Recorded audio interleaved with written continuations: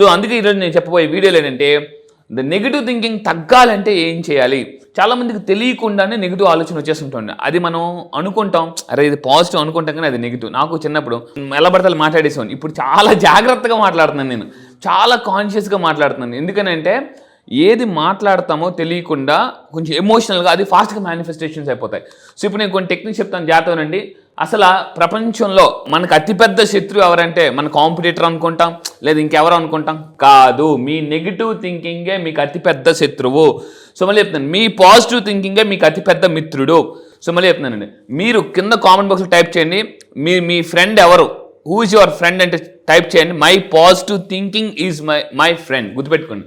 So మీ negative థింకింగే మీకు చాలా, ఎందుకంటే నేను చాలా ఈవెన్ ఆలోచించండి ఐశ్వర్యవంతుల కండి. నేను ఈ మధ్య పుస్తకాలు బాగా చదివి అంటే ఏ పేజ్ నెంబర్లో ఏది ఉందో కూడా చెప్పగలిగే స్థాయికి వచ్చాను నేను.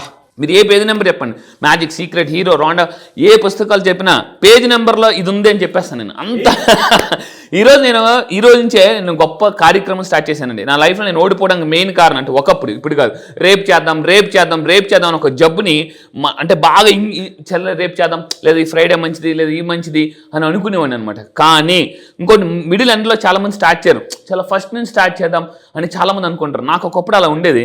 కానీ ఈ రోజు నేను అంటే నోట్బుక్ స్క్రిప్టింగ్ స్టార్ట్ చేయడం రాశాను. మార్నింగ్ ఎర్లీగా వచ్చి ఆఫీస్కి ఏం చేశానంటే పుస్తకాలు చదువుతున్నప్పుడు నాకు అర్థమైంది ఏంటంటే మనం నోట్ చేసుకోవాలి, లేకపోతే మర్చిపోతాం. సో ఈరోజు నేను కొత్తగా పాయింట్ నోట్ చేసుకుంది ఏంటంటే సీక్రెట్ పుస్తకం చదువుతున్నప్పుడు నాకు కొటేషన్ వచ్చిందనమాట. అంటే చిన్న ఆనందం ద్వారా పెద్ద ఆనందాన్ని ఎలా పొందొచ్చు అన్న సీక్రెట్ తెలుసుకున్నాను. దానికి ఒక ఎగ్జాంపుల్ కూడా నేను ఓన్గా రాసుకున్నాను. పెద్ద సొరచేపను పట్టాలంటే చిన్న ఎర వేయాలండి.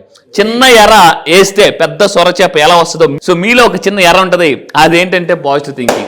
పాజిటివ్ థింకింగ్ అనే దాన్ని యూనివర్స్కి చూపిస్తే మీకు ఆటోమేటిక్గా పెద్ద సొర చేపలు వస్తాయి.